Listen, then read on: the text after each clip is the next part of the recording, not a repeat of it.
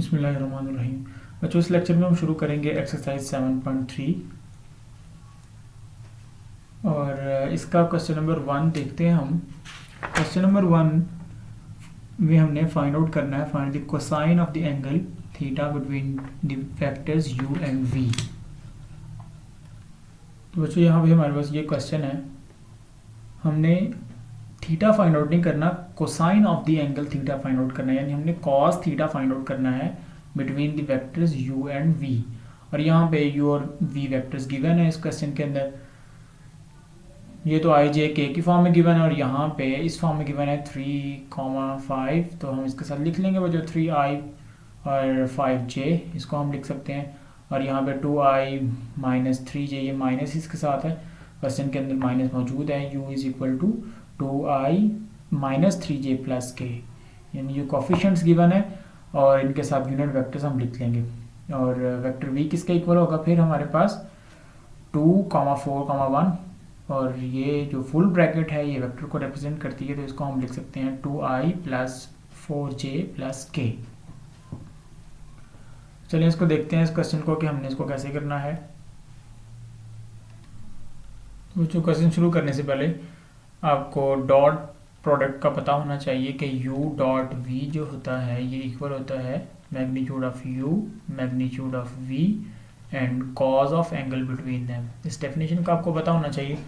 और दूसरी बात ये पता होना चाहिए कि अगर हमारे पास दो वेक्टर्स गिवन हो, उनका हम डॉट लेना चाहते हैं डायरेक्ट, तो हम उनके जो कॉरेस्पॉन्डिंग कंपोनेंट्स हैं उनका प्रोडक्ट लेंगे, उनको मल्टीप्लाई करेंगे और उनको सबको सम कर देंगे। यानी अगर हमारे पास u गिवन हो a1i plus b1j plus c1k इस फॉर्म में गिवन हो, या फिर इस फॉर्म में गिवन हो a1 b1 c1 इस फॉर्म में u गिवन हो, और v हमारे पास गिवन हो a2i plus b2j plus c2k, या फिर वो इस फॉर्म में गिवन हो a2, b2, c2। तो जो अगर हम u dot v direct find out करेंगे तो ये किसके इक्वल होगा, इनके कोफिशिएंट्स। i का कोफिशिएंट यहाँ पे a1 है और इधर i का कोफिशिएंट a2 है, यानी x कंपोनेंट हमारे पास u का a1 है और y कंपोनेंट b1 है और z कंपोनेंट c1 है।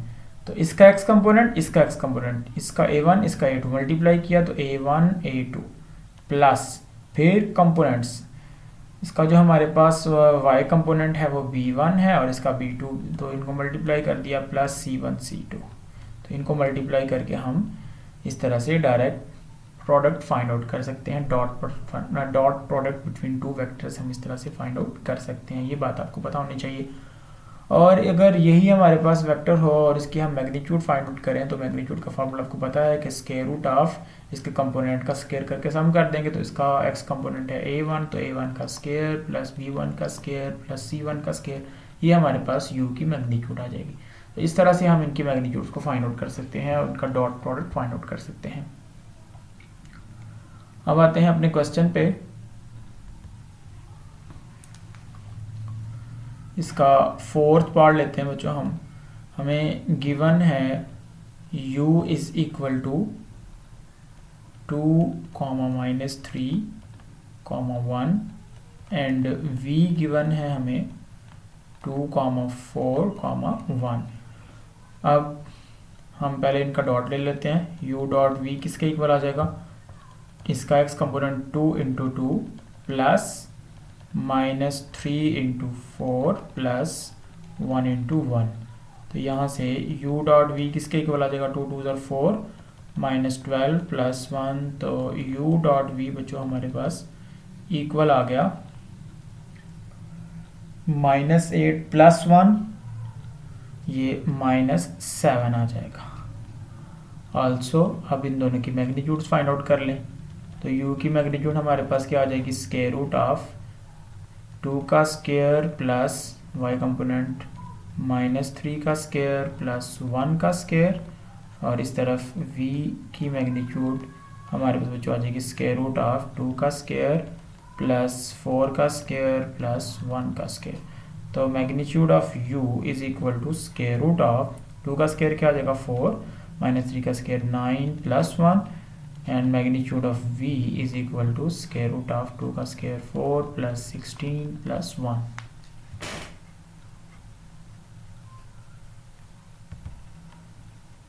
तो यहाँ से बच्चों हमारे पास मैग्नीट्यूड ऑफ वेक्टर u आ जाएगी square root of 9 plus 4 13 plus 1 square root of 14 and magnitude of v vector ये आ जाएगी स्क्वायर रूट ऑफ 21। ये हमने फाइंड आउट कर लिया। अब नेक्स्ट में हम यहाँ पे लिखेंगे एज u डॉट v बच्चों किसके इक्वल होता है, u डॉट v किसके इक्वल होता है, u का मैग्नीट्यूड v का magnitude cos of angle between them. तो हमने तो कॉस थीटा फाइंड आउट करना है, तो इसका मतलब है कॉस थीटा किसके इक्वल आ जाएगा, u dot v over magnitude of u into magnitude of v। तो यहाँ से बच्चों हम लिख सकते हैं cos theta is equal to u dot v हमारे पास कितना आया, आप u डॉट v को देखें, आपके पास u डॉट v की क्या वैल्यू आई है -7। तो यहाँ पे u डॉट v की वैल्यू रखें -7 ओवर और नीचे बच्चों हमारे पास square root of 14 into square root of 21 ये है। तो यहाँ से cos theta is equal to -7 over, इनको हम लिख सकते हैं एक स्क्वायर रूट में 2 इंटू 7 इंटू 3 इंटू 7। तो 7 का स्क्वायर बन जाएगा जो कि स्क्वायर रूट से बाहर आ जाएगा, तो cos थीटा हमारे पास आ जाएगा -7 ओवर 7 बाहर आ गया, 7 का स्क्वायर रूट से कट के बाहर आ गया और स्क्वायर रूट के अंदर क्या बचेगा 6 बचेगा, 7 से कैंसिल आउट हो गया।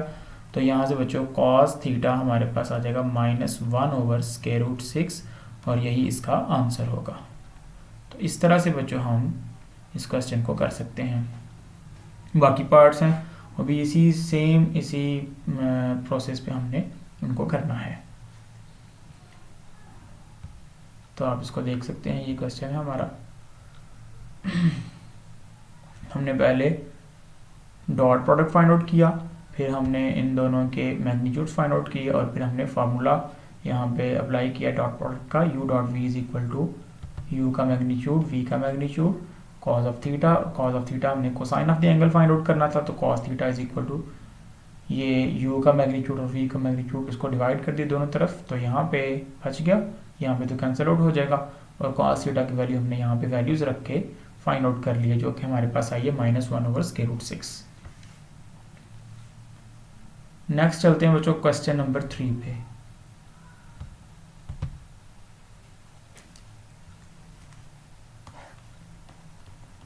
क्वेश्चन नंबर 3 है find a real number alpha so that the vectors u and v are perpendicular. हमारे पास जो वेक्टर गिवन है इनको इस क्वेश्चन के अंदर, उसने हमें कह दिया है क्वेश्चन के अंदर के दोनों परपेंडिकुलर हैं। अगर ये परपेंडिकुलर हैं तो रियल नंबर अल्फा की वैल्यू फाइंड आउट करनी है हमने। तो बच्चों अगर ये परपेंडिकुलर हैं, क्वेश्चन में गिवन किया गया था, हम उनको परपेंडिकुलर मान लेंगे। और परपेंडिकुलर की प्रॉपर्टी हमारे पास क्या थी, ये हम बात पढ़ चुके हैं कि if u and v are perpendicular, यहाँ पे मैं इसको मज़ीद अच्छा करके लिखता हूँ, u and v are perpendicular if and only if u dot v is equal to 0। यानी अगर u और v परपेंडिकुलर होंगे तो u डॉट v 0 आएगा, और अगर u डॉट v 0 आएगा तो इसका मतलब दोनों तरफ से, इसका मतलब ये है कि u और v जो है वो परपेंडिकुलर हैं। तो दोनों रिजल्ट्स हम यहाँ पे यूज़ कर सकते हैं। अगर तो हमने प्रोडक्ट लिया और 0 आ गया तो इसका मतलब हम ये समझेंगे कि u और v परपेंडिकुलर हैं, और अगर ये पहले का गिवन होगा कि u और v परपेंडिकुलर है तो हम इस रिजल्ट को यूज़ कर सकेंगे कि u dot v is equal to 0 है। अब क्वेश्चन नंबर 3 का हम सेकेंड पार्ट देखते हैं। हमें गिवन है वेक्टर्स, u वेक्टर बच्चों गिवन है alpha i plus 2 alpha j minus k, and v vector given है i plus alpha j plus 3k, ये गिवन है। तो यहाँ पे चूँकि गिवन है कि u और v परपेंडिकुलर हैं, as u and v are perpendicular सो।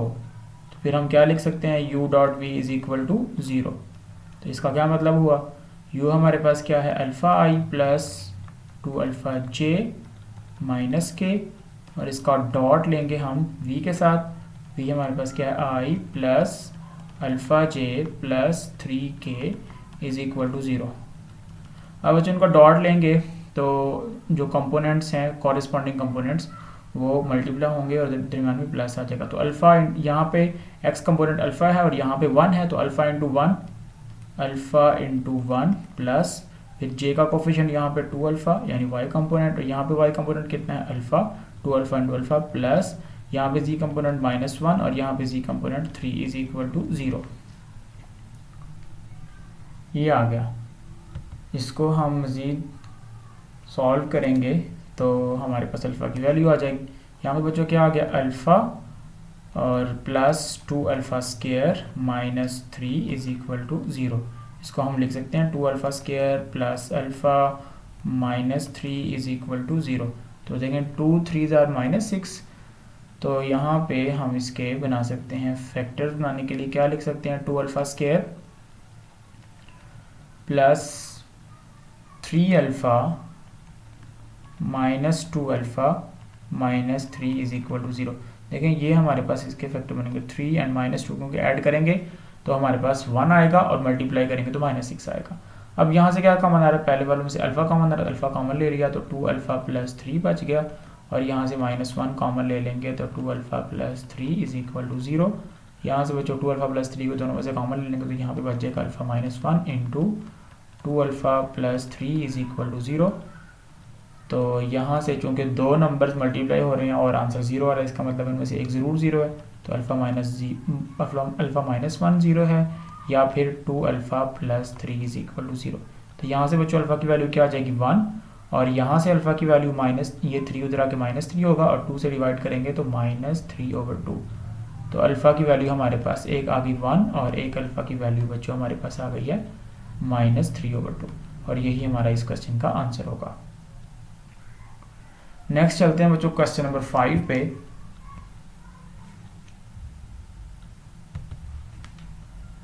हमें एक वेक्टर के बारे में कुछ बताया गया है और उस वेक्टर को हमने फाइंड आउट करना है। क्वेश्चन नंबर 5 को देखते हैं।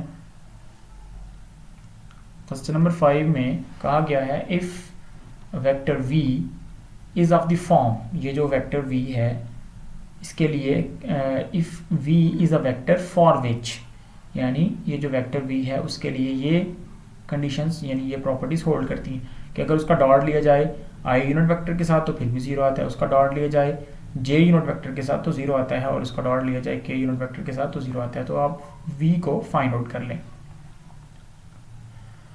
तो चूंकि हमें पता नहीं है कि वेक्टर v कौन सा वेक्टर है, तो इसको हम कोई लेट कर लेते हैं कि हमारे पास v जो है जनरल वेक्टर, उसको लेट कर लेते हैं। एक क्वेश्चन नंबर 5 मैं इसका सोल्यूशन देता हूँ आपको। हमने बच्चों लेट कर लिया, क्योंकि हमें पता नहीं है v के बारे में, तो हमने लेट कर लिया v is equal to x I plus Y J plus ji k, और इसको 1 का नाम दे दिया एज गिवन। और अब जो कुछ हमें गिवन है उसको हम यूज़ करते हैं। हमें क्या गिवन है कि v का डॉट लें i के साथ तो 0 आता है। अब v हमारे पास क्या है एक्स आई प्लस वाई जे प्लस जी के, और इसका डॉट लेंगे i यूनिट वेक्टर के साथ तो 0 आएगा। अब यहाँ पे x कंपोनेंट, ये दो वेक्टर्स हैं, ये एक पूरा वेक्टर और ये दूसरा वेक्टर, तो ये दो वेक्टर्स इनको डॉट लिया जा रहा है। तो इसका यहाँ पे x कंपोनेंट x है और इसका x कंपोनेंट कितना है 1। तो इन दोनों का जब डॉट लेंगे तो x इंटू 1 आएगा, x इंटू 1, और यहाँ पे y कंपोनेंट तो y है और यहाँ पे y कंपोनेंट मौजूद ही नहीं है। इसका मतलब y कंपोनेंट 0 है, क्योंकि j यूनिट वेक्टर मौजूद नहीं है, तो यहाँ पे y कंपोनेंट 0 और यहाँ पे z कंपोनेंट z है और यहाँ पे मौजूद नहीं है। इसका मतलब यहाँ पे 0 है, इज इक्वल टू 0। इनको मल्टीप्लाई करें तो यहाँ पे आ जाएगा x plus 0 is equal to 0, और यहाँ पे हमारे पास x की वैल्यू आ गई 0। तो इन कंडीशंस को यूज़ करते हुए हम इसके कंपोनेंट्स फाइंड आउट कर लेंगे। जैसे हमने x की वैल्यू फाइंड आउट कर ली कि x यहाँ पे 0 है। आल्सो ये बात भी गिवन है कि v का जब डॉट लिया जाएगा j के साथ तो भी 0 आएगा। तो हमने v का डॉट लिया j के साथ, एक्स आई प्लस वाई जे प्लस जी के, इसका डॉट लिया j यूनिट वेक्टर के साथ, तो ये भी 0 के इक्वल है। जब इसको डॉट लेंगे तो यहाँ पे x कंपोनेंट x है और यहाँ पे x कंपोनेंट मौजूद ही नहीं है i यूनिट वेक्टर के साथ, तो यहाँ पे 0 है। यहाँ पे y कंपोनेंट बच्चों y है और यहाँ पे j का कोफिशिएंट कितना है 1, और यहाँ पे k का कोफिशिएंट कितना है z, और इस वेक्टर के अंदर k का कोफिशिएंट k मौजूद ही नहीं है, इसका मतलब उसका कोफिशिएंट 0, तभी तो वो ख़त्म हो गया, इज इक्वल टू 0। तो 0 plus Y plus 0 is equal to 0, तो y की वैल्यू भी क्या आ जाएगी, 0 आ जाएगी। आल्सो हम यहाँ पे लिख देंगे कि जो v है हमारे पास वेक्टर v, उसका डॉट k यूनिट वेक्टर के साथ भी 0 गिवन है, तो इसका मतलब है X I plus Y J plus ji K dot k unit vector is equal to 0। अब इनका डॉट लेंगे तो यहाँ पे 0 प्लस z बचेगा, सिर्फ मैंने आपको एक्सप्लेन किया कि कैसे, इज इक्वल टू 0, तो z की वैल्यू भी क्या आ जाएगी, 0। तो हमने तीनों इसके कंपोनेंट्स फाइंड आउट कर लिए जो हमने लेट किए थे। अब x, y और z की वैल्यू अगर हम 1 में रखें तो हम यहाँ पे लिख सकते हैं कि 1 बिकम्स 1 क्या बन जाएगा, vector v is equal to x हमारे पास क्या आया था, 0 0i plus 0j plus 0k, और बच्चों v जो है ये तो एक नल वेक्टर है। नल वेक्टर उस वेक्टर को बोलते हैं जिसके सारे कंपोनेंट्स 0 होते हैं। तो ये हमारे पास इसका आंसर आ गया। तो इस तरह से बच्चों हमने क्वेश्चन करने हैं, नेक्स्ट लेक्चर में इसको कंटिन्यू करते हैं। अल्लाह हाफिज़।